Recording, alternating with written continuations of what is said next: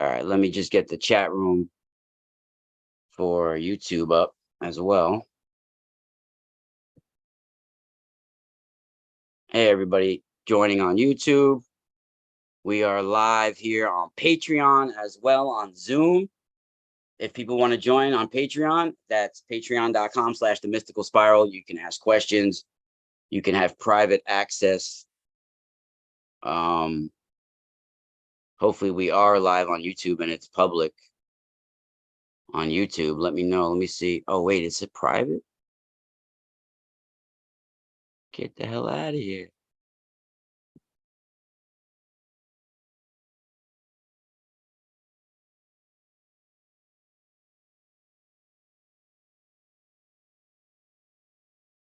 Oh, we are live on YouTube, right?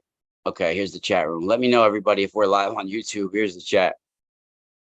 I don't know if it was a private video on YouTube or not. I think we are live on YouTube. Okay, we're also on Zoom, everybody. So you guys can join me live on Zoom.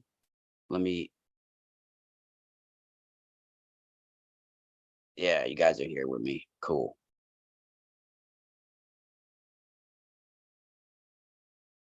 Nice, free energy. Thank you. You found it. Thank you, everybody. It's not telling me how many people are in the chat room, but yeah, we got free energy there. Thank you, everybody, for joining us. Of course, my name is Rock Castaldo. Welcome to my live stream, everybody here on YouTube.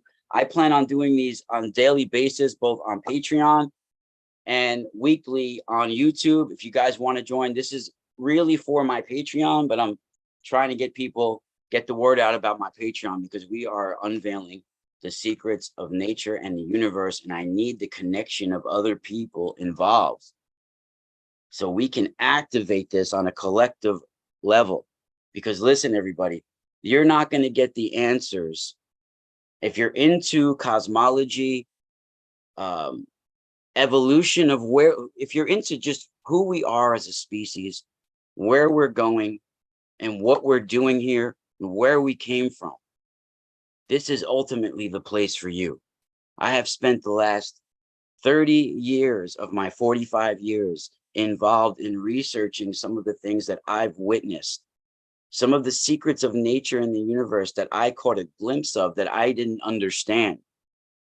And if you look at my videos over the last decade or so, you're going to find a lot of jumbled stuff because I was doing a footwork. I was doing a lot of searching. And unfortunately, in this day and age, a lot of this stuff is happening publicly on social media and things because that's the lifestyle we have. But I'm glad I got to grow up with all of that for many, many years. I didn't first get a computer to 2012, basically, right? So that's when I started coming online. If you see, I signed up for YouTube December 21st, 2012. And we came into a new era, you know, a new change. And over the years, some of the videos, I'll admit I was wrong about some of the things I thought about. I'm not saying I'm 100% right now, but what I'm revealing to you is I'm telling you that the universe has spoken to me. God has spoken to me, if you want to say in certain ways. Cosmic intelligence was opened up to me after many, many years of going to war, spiritually, physically, with my existence, who I was as a person, ultimately what I was looking for, why I was searching and researching so hard. And things were shown to me, especially at this megalithic site that I've been working at, where cosmic energy is harnessed, celestial energy is harnessed. And before we get started with today's discussion, you know, and you guys can join me privately on Patreon as well, patreon.com/themysticalspiral. Before we get started, I wanted to let people know, like, the main reason why we have a problem today with understanding the ancient writings. A few reasons. One, because these ancient writings, thank you. These ancient writings are basically, they're made for spiritual adepts and initiates to truly understand what they're holding. And what these ancient writings are holding are the secrets of nature and the universe, ultimately how galaxies work, how suns, stars work, comets, meteors, the solar network and the cosmic intelligence that we have that's ultimately connected to the spinal current and energy of our existence, of our life force, right? Thank you, Slim Goody. Am I better now? So we're going to talk today about some of the origins of the sacred writings, the sacred mysteries, and some of the secrets that they hold within them that have been shown to me. And, you know, I've spoken all over the world about some of my research, and I've shared it with various people. Almost everybody is intrigued by it, but then there's certain people out there that have written books about similar topics that don't want to admit that this could be right. But many of the things that I am talking about will be undeniable, I promise you. And it's up to you ultimately to decide how you feel. But this information I'm about to share with you is truly groundbreaking in many ways. But first, we have to do some diving into what we're discussing and the context in which these writings are written in. Now, remember, some of the oldest writings that we have on the planet are Vedic, right? If not, it is the oldest, right? This is the oldest religion. This is the oldest form of worship that we have is Vedic, which ultimately are solar kings, right? Has to do with the light, the sun, right? Because ultimately the sun is the judge of the solar system, right? You cannot escape the force of the sun. Everybody must face the sun. It's the ultimate judge in this solar system, and every solar system. The sun of that solar system, the star of that solar system, is the judge of that solar system, right? And if you look at the origins of the Vedas, this is about solar dynasties, solar kings, right? And the information that's coming from the sun, harnessing that information, understanding it, and how it brings life, death, evolution, all of that, right? And ultimately, our existence should be connected to the evolution of nature and the universe. But unfortunately, the main problem that we're facing today is that we have broken cosmic law in many ways, which we'll get into, but also in the past, during the time of the Vedas, spirituality and science were fused together, one and the same. And these ancient writings were made with the secrets of nature and universe veiled within a poetic, metaphoric descriptions of some of the most incredible science that we're only coming and finding, just starting to find today.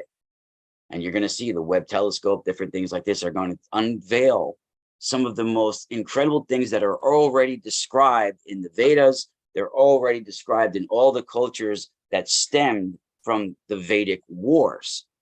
And ultimately, the Vedic war, right, which we're going to get into pretty interesting today. This is going to be a series that we're starting here. And the Vedic war is over the rays of the sun, right? And I'll get more specifically into that, but more specifically, when they're talking about the rays of the sun, what's technically coming from the sun? See, they're talking about it in a spiritual aspect there, but when they're saying in a spiritual aspect, there's a scientific in there fused as well. So technically, what's coming from the sun is plasma, solar wind, coronal mass ejections, things like this nature is the waters, the light, the sacred fire that's coming from the sun, right? And this is all described physically, poetically, metaphorically, incredibly all over the Vedas and all ancient religions, because there was a war over how they were going to use this knowledge and information that they were harnessing coming from the star of this solar system and the various network of all stars, because ultimately each star has a solar river or solar ocean flowing from it of plasma and solar wind, coronal mass ejections, all of these magnetic streams of energy and information, right? Well, that those all those rivers ultimately flow into one cosmic sea, or one ultimately universal cosmic ocean, right? So that solar wind network of information, which is plasma, all this information being sent around is connected, right? So it's harnessing that cosmic energy, right? That's what the Vedic kings were able to do. That's why they're called solar kings.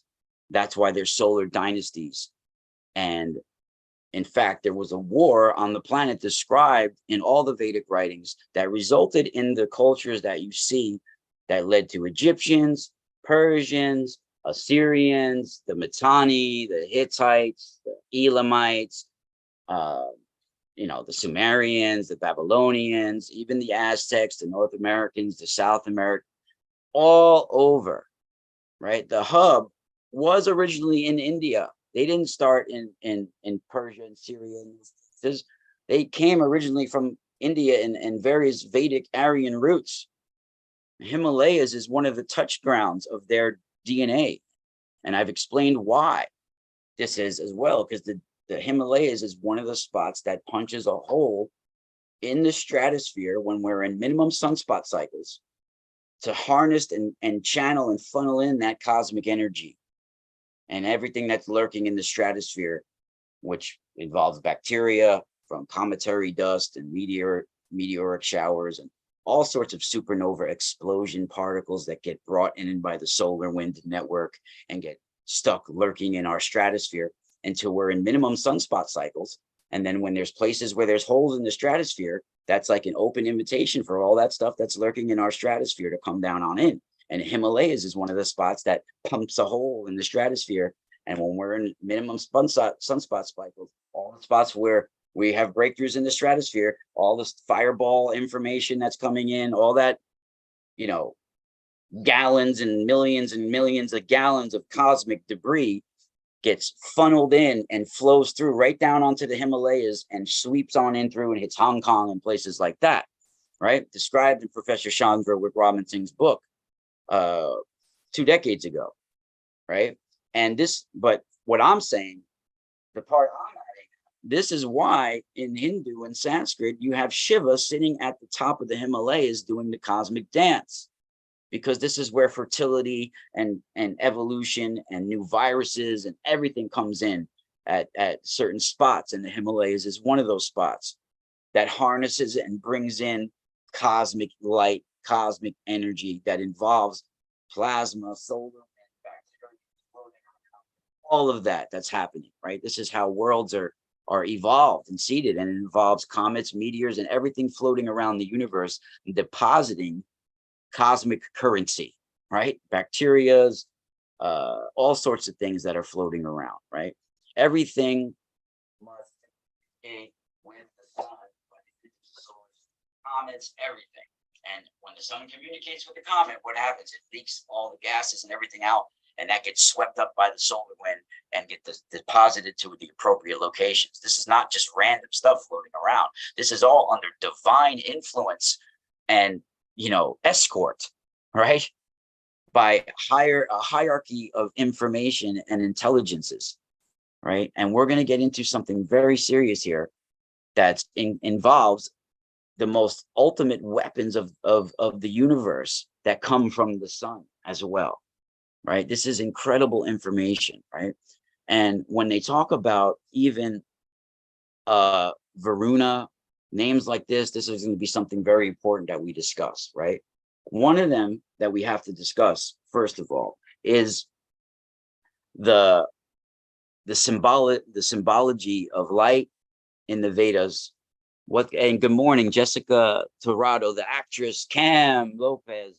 Hey, Cam, Slim Goody, everybody, Free Energy, Larry, everybody out there. Thank you for joining me, right? So first of all, let's go through the symbology in the Vedas of light, right? The symbology of what it means, because it all has to do with the sun and the solar ocean, the waters coming from the sun, because we're going to go through some stuff that you can't just translate through academics alone. And you see, you have to have somewhere in your genetic memory the imprint of a spiritual initiate or adept. And then it has to be unlocked somehow within you. And usually, unfortunately, at our current state of existence, it gets unlocked usually through somebody going through a near-death experience, a great sickness that they came out of, because that is almost like dying and being spiritually initiated, and you come back reborn, right? And you see various things that happened to me in my life unlock the information, and it took me many, many years after the puzzle was given to me to put the pieces together. And the universe has to start getting in harmony with you. First, you have to be comfortable with who you are in every way. And then your quest has to be noble, right? And then the universe starts coming in tune with you. Do you realize ever since I've been given some of these secrets of nature and the universe that's in these writings, as I'm working on the stuff out in nature with my books and my notebooks and working and writing about it, the forest animals and everything have become in tune with what I'm doing. I get visits from foxes and hawks, and I've been documenting it. A lot of it's off camera because, like, you know, who wants to put everything on camera? But then I'll document a few moments of it just to let people, just to keep a record of it. But yes, I've been having these amazing experiences with birds and animals in nature and solar phenomenon as well.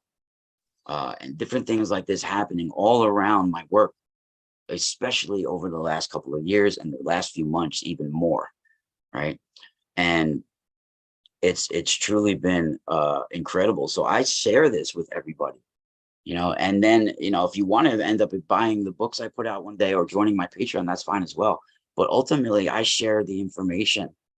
But I've been devoting so much time, so much work into it, and I've been being spoke to by cosmic energy. This is the products that I've been making and working is a result of this as well, right? And ultimately, when we get into what the light and the Vedas are talking about, the symbolism, the ways of interpreting the Veda is very important, right?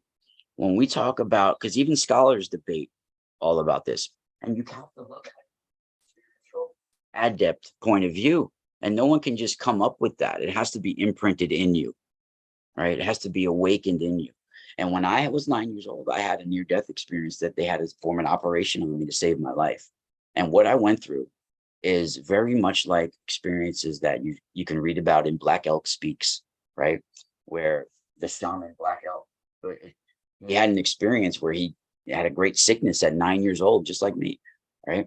And it shaped the rest of his life, this experience. He basically, you know, was at the edges of death. And what he went through had to do with clouds and wind and cosmic loops, all the symbology of a spiritual adept talking about the information that comes from the sun. Same thing that Akhenaten was talking about, Ankh loops, the solar disk, the arms, the wind coming from the sun. We're going to be getting deeper into this, right? Because there's a way of interpreting this that I haven't heard anybody talk about in these times, right? Because people are trying to come at it from different aspects, and from academics alone, you just can't do it. I have the academic research to show you that there's scientific and spiritual are one and the same. And nowadays we have some of the science to show you what they're describing right here, right? So in the Vedas, the great Vedic myth about winning the light and the waters by the gods, right? This is all what's in the Vedas, right? And how do they do this? Is they achieve this by certain mantras and hymns, ritualistic war, right? Through prayer. But they're prayers to the sun and to the cosmic ocean, right? So when they do this, they achieve, by the help of man, through the sacrifice of the ritual, gives power to the gods, right? By them hearing us, right? The gods are basically the suns, the stars, all the cosmos, right? Everything moves, even gamma ray bursts and blazars and things like this. They all move by frequency, right? Light and energy changes by frequency. So when we do mantras and hymns, and spiral concentric circle dances. And all of this is heard by the stars, especially if it's channeled towards a certain beam of light, right? So all the harmony of the spheres literally hears us, right? And it changes and alters them by what we do, right? And specific rituals designed to that, sacrifices on certain solstices and certain sunrises and sunsets and at noon. It all involves with being in tune with solar, right? The solar network, right? And it involves a battle against the forces of darkness, the light, negativity, and all of this, right? And the light that are sought are the dawn, right? The dawn and day and the sun, because it's very important what happens with the solar wind, the network, the plasma, the magnetic shield around this planet when the sun goes down, right? And ultimately, the Vedas is about winning the waters and gaining a release of the rivers that flow into the sea. Now, most scholars only relate this to waters that are in India, waters that are on Earth, and the seas that are on Earth. But in fact, the rivers in India, the oceans around India, in India, all of this going on, right? These are only reflections of cosmic coordinates. They were named after celestial coordinates and celestial phenomena, solar phenomenon, the waters coming from stars and suns, right? So this is the myth of them all, right? And we're going to get into this, pretty interesting. Piece of all of these rivers into the cosmic ocean, right? So that's basically what the symbolism is about. It's about the sun and it's about the waters, right? Now, when they get into what the Vedic war is about, that would I have to brief you on before we get in deeper to the topic today, which is ultimately talking about the weapons of the sun, right? Now, the stellar mythology that goes along with the Vedas and the great Vedic war is in reference of the way they describe it in the Vedas is that the Vedic war is for the cows, right? Which basically symbolize the rays of the sun. Now, the rays of the sun are the plasma, the solar wind, coronal mass ejection, different things that are emanating off of the sun when you look at it from a scientific aspect. But when you look at it with also a spiritual eye, it's talked about the rays of the sun, the cosmic waters, the celestial waters, the light, right? So the great Vedic war is for the cows, which symbolize the rays of the sun, and it's for the dawn and for the days and for extending that sunlight. It's about the solstices and all of that, but it's also more intimately related to spiritual connection, right? And it's for the waters, which are the waters of the heaven or the sun world. Remember that. So these are solar waters. So what are solar waters? From a scientific aspect, it's plasma, solar wind, etc.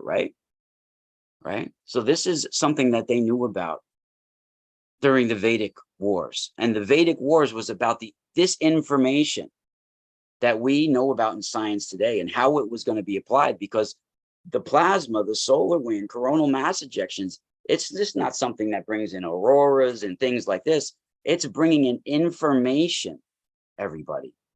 It's not just bad, and it's good and bad and indifferent. It's bringing in evolution, destruction, good, bad, and everything. It's bringing in information from the sun, and it's under divine guidance.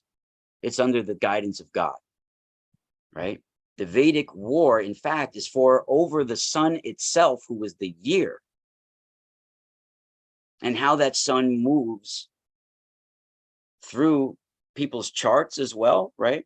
And ultimately how the different characteristics and different suns with their solar winds and characteristics ultimately flow into the ocean and affect it all, right?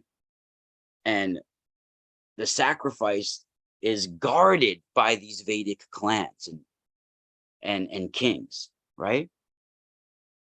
And it's guarded carefully throughout the whole year for them to make sure they win and for victory.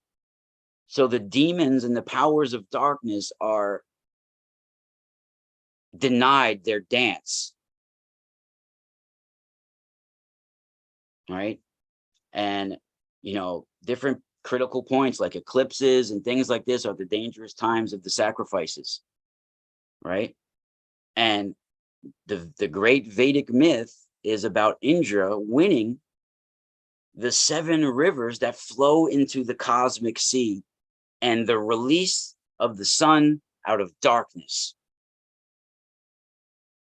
They also relate to the 7 planets with the 7 rivers. These are also the magnetic shields, which are swirling vortexes of plasma created by the solar wind around each planet, right? And the victory of Indra, of course, occurs at the solstice at the end of the year, the Ayana, right? And this is ultimately like the definition of the Vedic war. It's all about over the sun. And when you look at all of these gods like Varuna, Indra, these are not people. These are cosmic and solar phenomena that they give earthly attributes to, right? And things on earth were named after, right? When you hear the word Varuna, Varuna is the god of the ocean, but more specifically, he's the god of the solar ocean, the cosmic waters. So when you hear something from Varuna, remember what context we're using now. We're using context of solar and cosmic phenomena. So when you have Varuna, his weapons are going to be solar weapons, cosmic weapons. So now I'm about to blow your guys' mind, and this is the basis of the topic today, is one of the most incredible symbols you've ever seen, and one of the oldest symbols that we all use, the Ankh.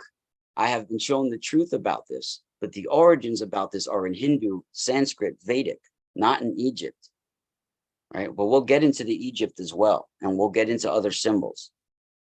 Now, this is the ultimate weapon, one of the most incredible weapons of the sun, of suns, stars, especially the one that we have in our solar system, especially in how it relates to life on this planet. It is the key to life on this planet because it can destroy our magnetic shield with this weapon. This weapon is called in Hindu the Pasha. Now, you've known this symbol. You've seen this symbol before, right? We use it all the time, the Ankh. People have it tattooed on their neck, for Christ's sakes, right? But do you realize the origins of the coronal loop is the origins of the Ankh? And I was shown this. Even though certain dynasties, certain people used it in different contexts, certain people even actually think it means footwear and sandals, right? No. And unfortunately, I've been wrong in the past as well, but I don't look at it unfortunately anymore. I look at it as the footwork to finding some of the answers that were shown to me. And if certain people can't handle it, then I don't know what to tell you, but you would want the true, to be spiritual or to be scientific even, is to find the truth, right? So now let me share something with you guys that's going to blow your minds, right? So this is, all right, we're sharing screen here. Let me see what I got here.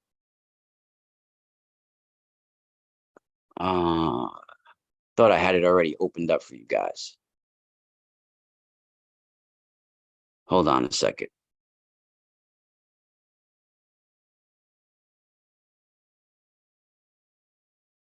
Yep, here we go. Let me just open this up bigger. So as you guys can see, this is a NASA Goddard screenshot off of NASA Goddard coronal mass ejection loops, right? You can see even that how they have various loops coming off of it right there. And you can see this is in scale, the size of the coronal, the sun. This is part of the sun, the coronal loops, and the size of Earth, right? Now you can see the amazing loops, the Ankh-shaped loops that come off of these coronal mass ejections. Now, people have to do research about what a coronal mass ejection is, right? Now, they are the keys to having a shield around our planet, which keeps out cosmic radiation and all sorts of things, right? But ultimately, it is a golden noose, a golden loop, right? That is a weapon of the sun. It can destroy our magnetic shield with a strong enough coronal mass ejection that would destroy life as we know it on this planet.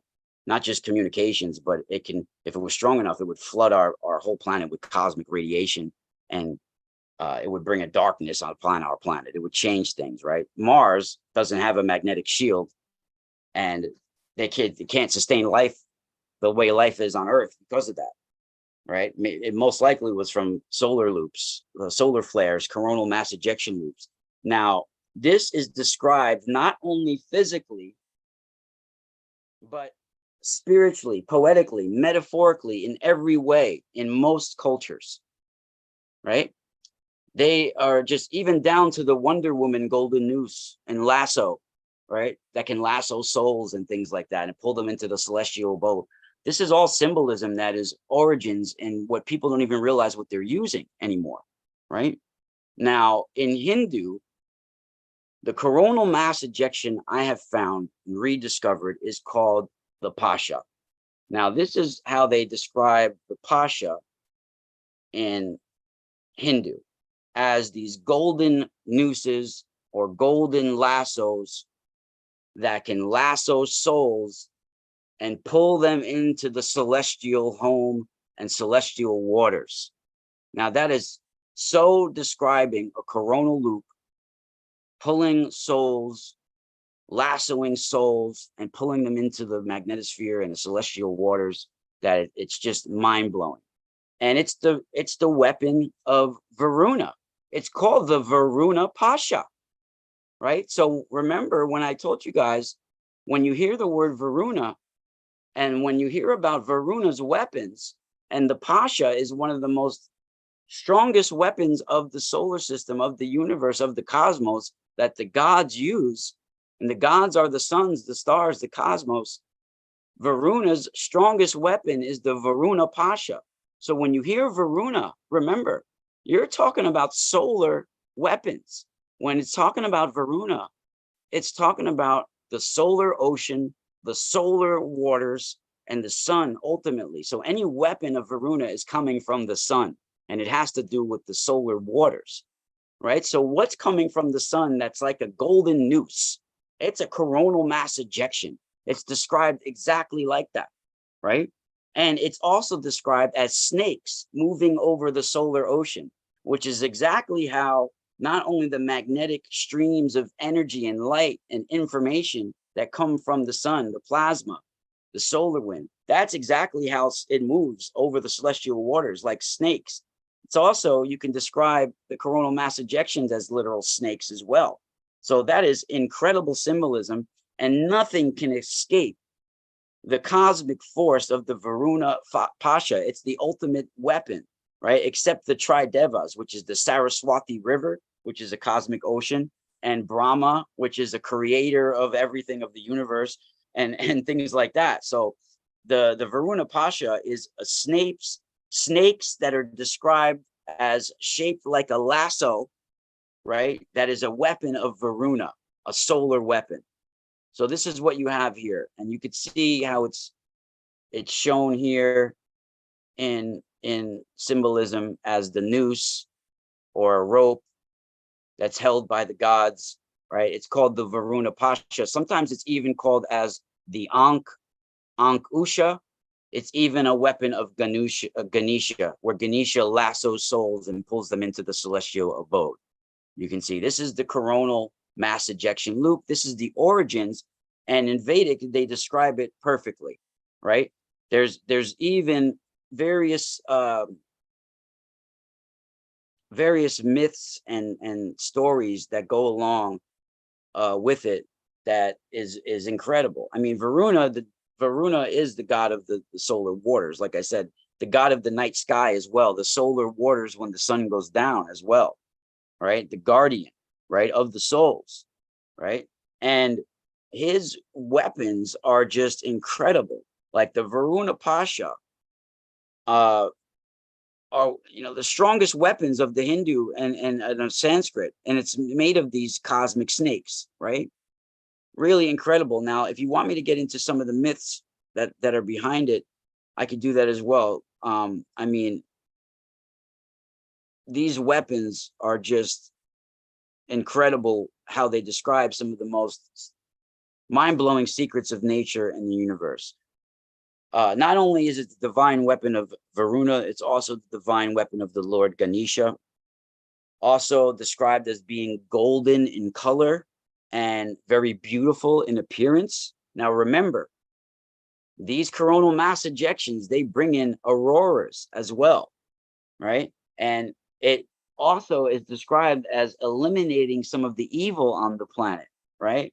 Through the Pasha, Lord Ganesha actually removes evil behavior and helps to remove the evil technologies on the planet, which ultimately what a coronal mass ejection will do, right? And a Pasha also removes illusions, some diseases, evil thoughts, and gives enlightenment, light to us, right? It also represents that Om, life force symbol, the sound of the cosmos, right? The sound of the plasma, the solar wind coming from the sun, right? If you guys actually look up the origins of the Sanskrit language and how it was given to us, it was given to us because it was copied off of, like, the way the Sanskrit language was developed, it was developed off of the sound of Shiva's cosmic drum. Okay, so if you really look how spiritual adepts talk about it, where did the Sanskrit language come from? It comes from Shiva's cosmic drum, the sounds that emanated off of that, which is ultimately coming from the cosmos and from the sun, right? Right, really the harmony of the universe, right? So this is the origins of the Sanskrit language. And he holds, right, when you see multiple arms, right, like this, with them holding different things in each arm, this is the arms of the sun, the swirl, the rays of the sun, and all the characteristics and weapons and technologies and information that the sun is handing to its planets. You realize that, right? And when you see even all the symbolism that I've discovered, where all the Vedic cultures that ended up being Persians and all these other ones, you know, even Aztecs, Incas, you realize one of their main symbols is the solar disk with wings, right? This is replicating the strength of the solar wind, the flight of the solar wind, and how it carries divine cosmic information to its solar kings, right? Now, I've been looking at this from the Cairo Museum I've had most of my life, and even I have huge tapestries of the Akhenaten, right, as well. So when you see, this is going to blow your guys' minds too. Now, let me stop sharing for a second. Now, when you see something like this, these are solar kings. Akhenaten changed his name to Akhenaten, not because he worshipped the solar disk, because he worshipped the light that was emanating off of the solar disk. Right? So what's the light that emanates off the solar disk? It's the plasma, the solar wind, the coronal mass ejections, different things that's coming from the sun, right? So these are solar kings. In Vedic, they are solar dynasties, solar kings. So when you see Akhenaten being handed by the arms of the sun a coronal loop, this is what's transpiring. It's the information coming from the coronal mass ejection that's being sent down to their solar kings, right? It is the coronal loop. You see, look, even in the top of it, they have an ankh right here, the where it emanated from in its origins, the sunspot, right? And now the arms of that sun is handing down the coronal loop. And this child is given its life to that coronal loop as a sacrifice.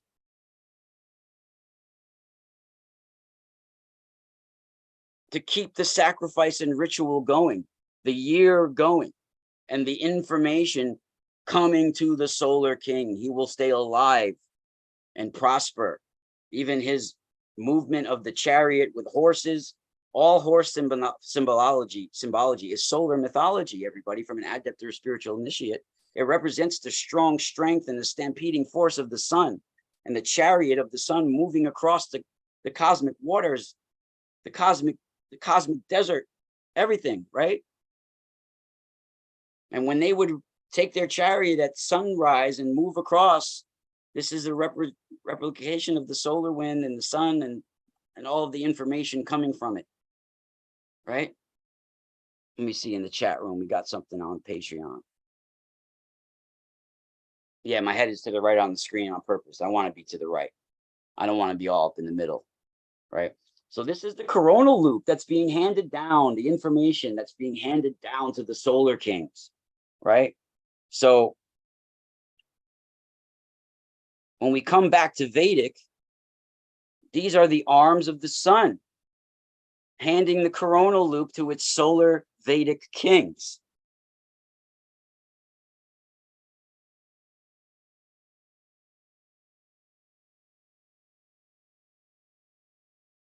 Man, how are people's minds not being blown and saying that in the chat room?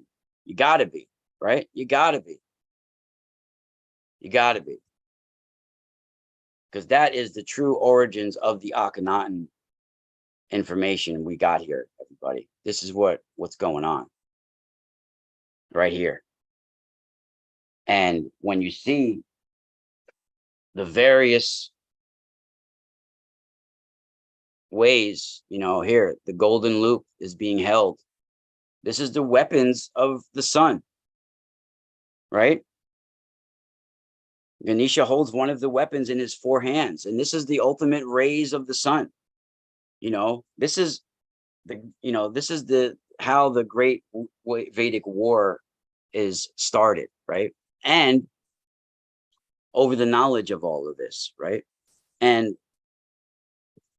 you know, the Asura Deva wars is the battle of the shining ones and the almighty ones. And their names literally mean to be like suns, to be like stars, to sit on their throne in the sky and vibrate in divine glory with radiance and power, right? This is what Asura means. That root word of Asura, as in Vedic, means that in Sanskrit. It means to sit on your throne, to be, to become, to sit on your throne and radiate like divine glory, like a star, right? This is ultimately what the word even a scarab means as well, and even sphinx means to radiate, like to transform with divine intelligence, right? The Ak in Egyptian also stands for that. That's where Akhenaten's name comes from, right? He changed his name in line with solar cycles, right? I literally think it was like during a change of a solar cycle when he decided to change his name to Akhenaten, which means the intelligence of the light of the sun. He's telling you exactly. It's not the solar disk that Akhenaten worshipped. It was the rays of the sun. And he was not trying to deface the gods to disrespect them. What Akhenaten was trying to do was bring back the timeline to the time of the Vedic kings. He was trying to return back the clocks to the knowledge of the Vedic kings. So he was changing the knowledge to the beginning of the origins of things. So that's what he was doing. He was bringing it back to ultimately the intelligence of the sun, right? And in Vedic, when you're talking about the Ankh, it's the Pasha and Varuna. Remember, Varuna is the god of the cosmic and solar ocean, who is also the divine god of judgment.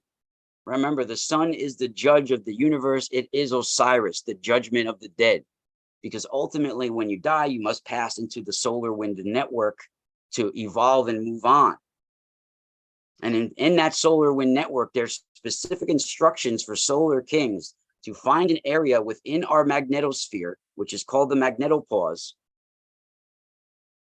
And there's specific ways to find it in this instructions in the Book of the Dead, the Book of Two Ways, the Book of Caverns, different places for the solar wind to travel in that for the Solar King after death, his soul, his magnetic duplicate, his particles, and travel into the solar wind so he can recreate himself and attract different particles on the solar wind network from different things like supernova explosions and things like that to make himself immortal. And ultimately, that is what the Vedic Wars is about. It's about drinking the cosmic waters and the light from the sun to achieve immortality.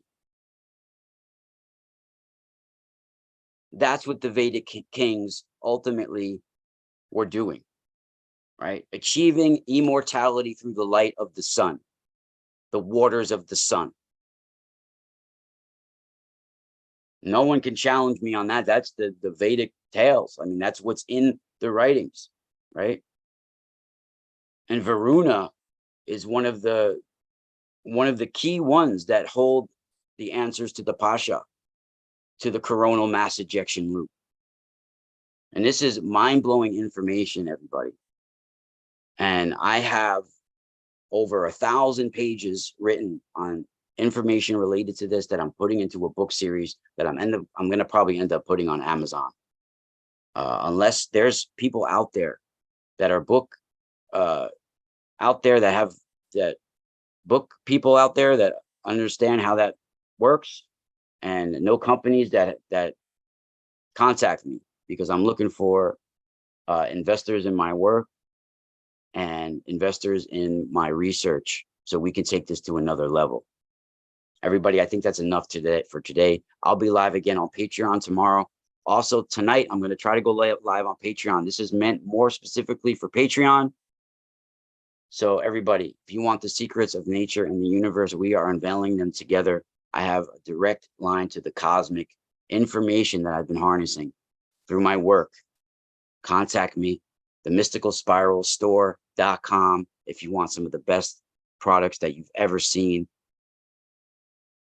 Spiral.